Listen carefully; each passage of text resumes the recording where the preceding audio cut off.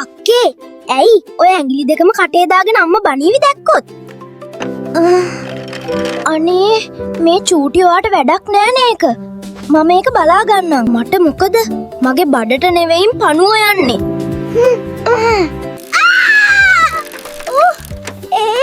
මම වැඳලා කියන්නම් මගේ බඩ රිදෙනවෝ.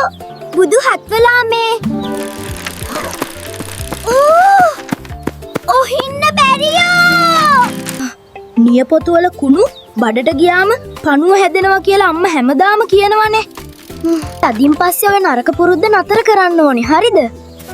මම ඔයාලට කියලා තියෙනවා නේද? නියපොතු කන්න එපා කියලා.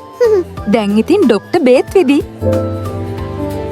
එක නියපොතු කැබැල්ලක් එක්ක මේ පණු බිත්තර කෙලින්ම යන්නේ ඔබේ බඩටයි. බඩේ තියෙන අම්ලවලටත් මේ බිත්තර විනාශ කරන්න බැහැ. ඒවා බඩවැල් ඕලනවන් බවට පත්වෙනවා.